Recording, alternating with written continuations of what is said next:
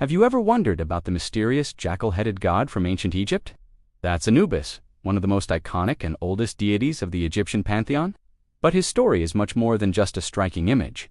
Let's dive into the world of Anubis, the guardian of the afterlife. Contrary to what you might think, Anubis wasn't a figure to be feared. He was a protector, a guide for souls navigating the perilous journey to the next world.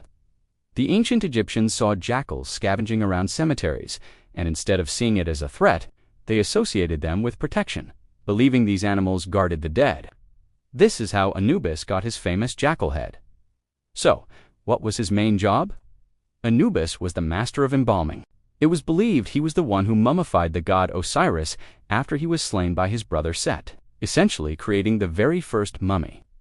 This act made Anubis the patron god of embalmers, and his priests would often wear masks of his likeness during mummification rituals to invoke his expertise.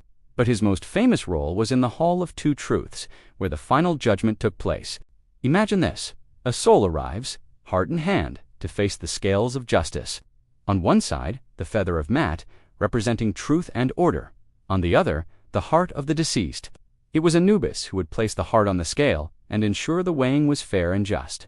He was the impartial judge, deciding if a soul was worthy of entering the eternal paradise. If the heart was lighter than the feather, the soul was welcomed into the afterlife. But if it was heavy with misdeeds, well, that's another story for another time.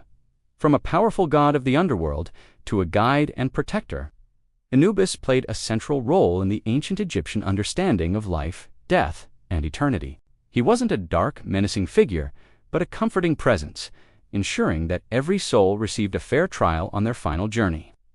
So the next time you see that jackal-headed figure, remember the god of embalming, the guardian of the scales, and the compassionate guide to the afterlife.